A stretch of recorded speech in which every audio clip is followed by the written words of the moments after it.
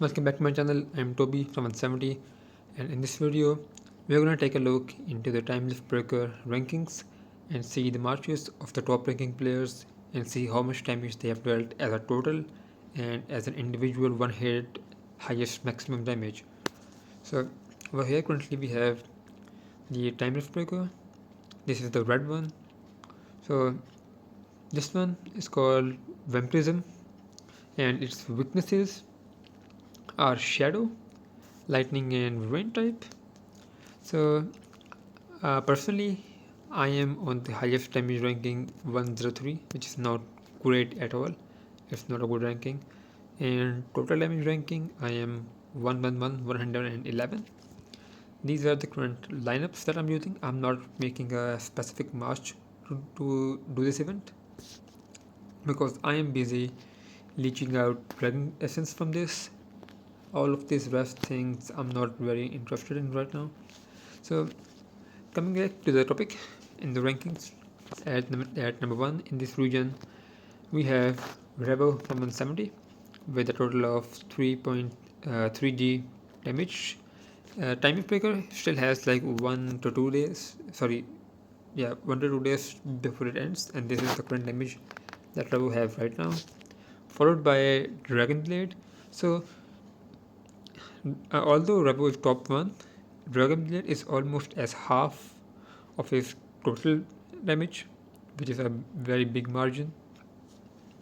So the marches that Rebel is playing currently, there's the Holy March with Tutkhanum in it. These are the current setups that he's playing. I don't think he has gone out of the setup, so we can view it. Most people will not stay in the same setup for too long. So on the second march he's using a shadow with chaos. This is Bajorn, and then he has Poseidon with battle stance on it. Battle stance and also demonic contract. He's taking too much damage out of it. Okay, before continuing with this, let's go to the highest damage as well. In highest damage, Rubber is also top 1 with 864 million damage in just one single hit. Okay, and the reason why I like close their march and come in this section first was to mention that all of the damage either came from this Holy build or from this Poseidon build. I am more like, my vote will be more towards this build because of the Kublai Khan and then Tutankhamun. Tut is really a beast for this kind of thing. For boss matches, this guy is a total menacing presence. So and yeah, he's also running this thing on it, the fighting master with crazy power. That's gonna go hard. So at the second match, this is the shadow build. Himiko is using infinite firepower. This is really strong skill. I will try to get a report from him and make a video on this skill specifically. Then we have the Fufe for the healings and the Shadow Dragon for the damage burst over here. Almost 2 million damage just out of this. Third match is Earth Chaos, Athena with Alexander, Loki and Zenobia. He is using Heavy Lifter and Storm Eye on Loki. That's interesting. Okay. Third seems like more or less a random build, but with the amount of skills that he has, he can even make a random build go pretty hard. But yeah, I don't think this build is gonna do too much damage to this thing. So in the top 3, next one is Dragon Blade. This guy will never let you see his marches, he always hides it, but these are the immortals that he's doing. Some skills that you can see are these ones. I'm seeing everyone likes to play Sphere of Domination on the Tarantula, because after this his HP drops below 50%, he will deal like 20% more damage. That's a really good buff. That seems like more or less a classic fire build, followed by a lightning march, but skills are not available because maybe he's using a different formation for this Tarantula. And his third build, is more or less like similar to Revo's build. I think that he shifts in between skills on all 4 marches to hit these. That's my best guess, because you can see that he's only playing lightning and fire dragon, so he most likely switches these dragons in all 4 marches on the run. Then there is Hannibal Barca and Siegfried. Siegfried's burst damage is very great. Then there's Skin Emperor to give cleave buff to Barca. And then there's Arsh. Arsh is like a similar presence to Yoshi in the water mortar Yoshi Sume. So it's like a bit similar concept in my opinion. He also deals a lot of damage. You can see here 700% on third shot and 200% on first and second. So on the third position we have Lord Loki. His single hit damage is 281 million, but in the total damage ranking he's okay.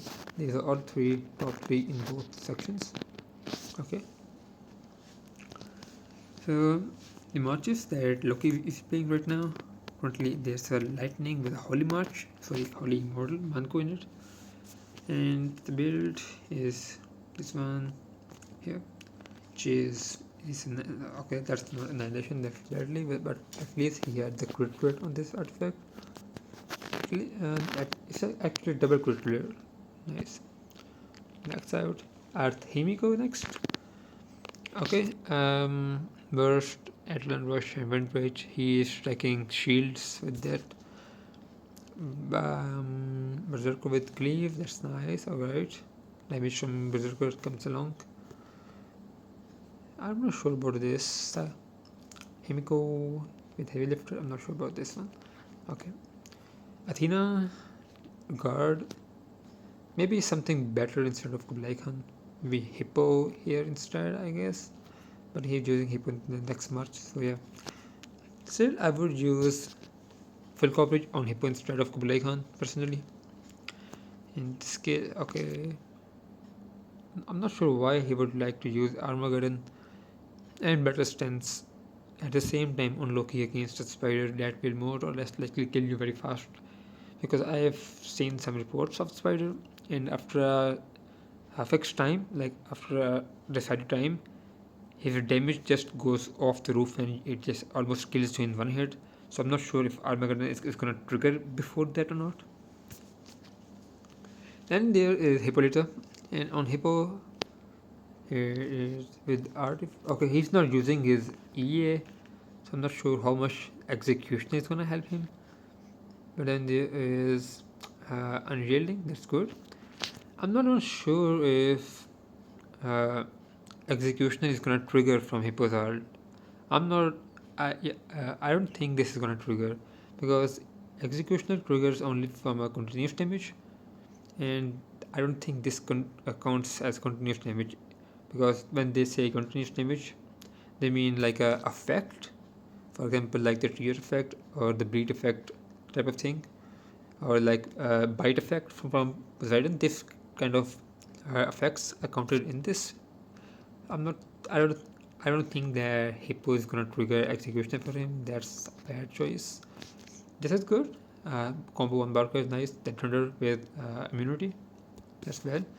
He also gets the cleave buff from Kane alongside Fear of Domination. That's nice. And healings from Fufe with immunity to whole team. Since Fufe is already providing the immunity to whole team, I don't think that you should be using Fighting Master on Barkan. Maybe give it to someone else. Maybe give it to like Kublai Khan and give full coverage to Hippo instead. Something like that. If you use Executioner on Kublai Khan instead of full coverage, then that will trigger, and Hippo will also get damage from full coverage in. So that will be nice, better. So after this video, I'm most likely gonna message Lord Loki and ask him to fix some of these things. So if there's anything that you want to mention, you can let me know in the comment section. If there's any suggestions that you want to change, you can also mention that, and I will definitely discuss with you there.